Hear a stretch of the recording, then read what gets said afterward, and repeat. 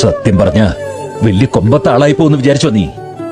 ചെറുപ്പത്തിലെ ഭക്ഷണം കഴിക്കാതിരിക്കുമ്പോ ഭൂതം വരുമെന്ന് അമ്മമാര് കള്ളം പറയാറുണ്ട്. അതിനർത്ഥം അമ്മ തെറ്റിയതോന്നാ? ആരെങ്കിലും ഒന്ന് സ്നേഹിച്ചു നോക്ക്, അപ്പൊ നിനക്ക് മനസ്സിലാവും തെറ്റിന്റെ വിലയെത്താ. അതേ അമ്മമാര് മക്കള് വളർന്നു കഴിയുമ്പോൾ ആഹാരം കഴിച്ചില്ലെങ്കിൽ ക്ഷീണിച്ചു പോകുമെന്ന് പറയാറുണ്ട്. എന്നാലും ഭൂതം വരുമെന്ന് പറയാറില്ല സർ. മനുഷ്യനെ സ്നേഹിച്ച തെറ്റിന്റെ വില മനസ്സിലാവുമെന്ന് പറഞ്ഞാൽ കറക്റ്റാ. പക്ഷെ സത്യം പറഞ്ഞാൽ മാത്രമേ ആ സ്നേഹത്തിന് ഇത്ര ആഴമുണ്ടെന്ന് മനസ്സിലാക്കാൻ പറ്റും. കഷ്ടപ്പെട്ടാലും സത്യത്തിൽ ഉറച്ചു നിൽക്കുന്ന ബന്ധം റോക്ക് സോളിഡ് പോലെ.